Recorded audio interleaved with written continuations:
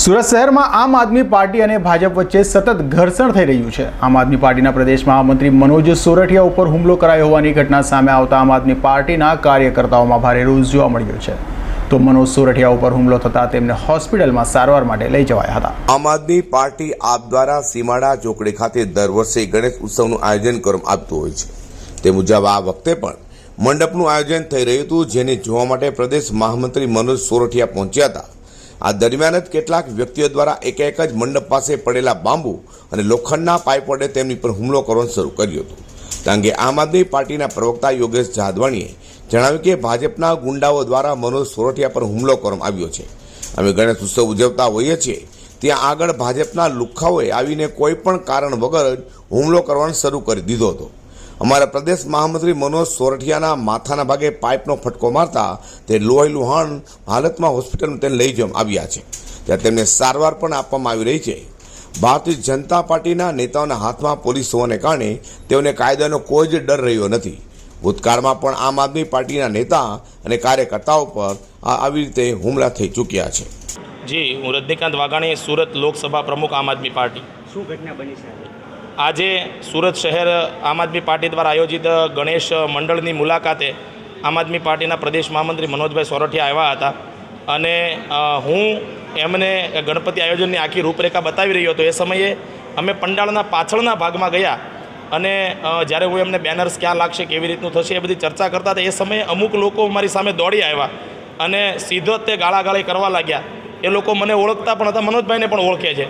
એટલે મને ગાળ બોલતા મનોજભાઈ એવું કીધું કે ભાઈ કેમ ગાળો બોલો છો, તમે કેમ અહીંયા આવ્યા છો? એટલા વાતમાં એમને મારવાની કોશિશ કરી, એમના ચશ્મા ખેંચી નાખ્યા, મારા ચશ્મા તોડી દીધા અને અમે ત્યાંથી આગળના ભાગમાં આવી ગયા, કારણ કે અમે ઝઘડો કરવા માગતા નથી કોઈની સાથે। અમે મુદ્દાગત રાજનીતિ કરીએ છીએ અને અમે શિક્ષણના સ્વાસ્થ્યના મુદ્દે અમારી રાજનીતિ આગળ લઈ જઈએ છીએ। ત્યારે આ લોકો ડઘાઈ ગયા અને મારવા માટે થઈને આવ્યા।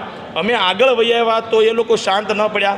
એ લોકો 10-12 લોકોનું ટોળું પાછળથી બાંબુ લઈને, લોખંડના પાઇપો લઈને એવું બોલતા દોડ્યા, મનોજ સોરઠિયાને મારી નાખો, આ ટકાને મારી નાખો, એવું કહેતા એ લોકો આવ્યા અને મનોજભાઈને ટાર્ગેટ બનાવ્યો।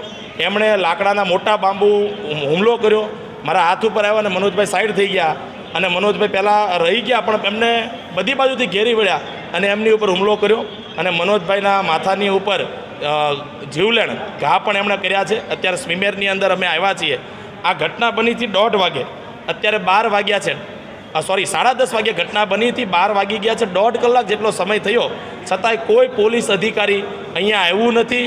કોઈ પોલીસ અધિકારીએ મનોજભાઈના સ્ટેટમેન્ટ લેવા માટે, વર્દી લેવા માટેની તસદી નથી લીધી અને અત્યારે ત્યાં સ્થળ ઉપર ઉચ્ચ અધિકારીઓને જાણ કરવા છતાંય તે ભાજપના ગુંડાઓ પોતે બાંબુ લઈને, લાકડાના ફટકા લઈને એક સાઈડ ઊભા છે, વચ્ચે પોલીસ છે, સામે આમ આદમી પાર્ટીના કાર્યકરો પંડાળમાં ડઘાઈને બેઠા છે।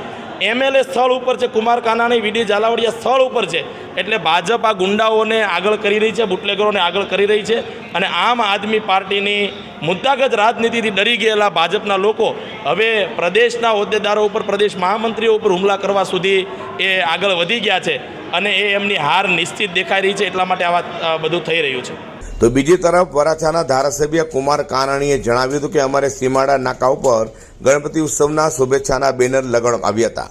ત્યાં જ અન્ય કોંગ્રેસ પાર્ટીને પણ બેનર લગાડવામાં આવ્યા છે, તે પણ SMCની ગ્રીલ ઉપર લગાડવામાં આવ્યા હતા। આમ આદમી પાર્ટીના કાર્યકર્તાઓએ તે આવીને એકાએક જ અમારા શુભેચ્છાના બેનરો ફાડવાનું શરૂ કરી દીધા હતા અને હુમલો કરી દીધો હતો। મંડપ પાસે જે પાઇપ પડેલા હતા તેનાથી જ અમારા કાર્યકર્તાઓ પર પણ હુમલો કરી નાખવામાં આવ્યો છે। અઝર કુર્સી સાથે હર્ષદ શેઠા।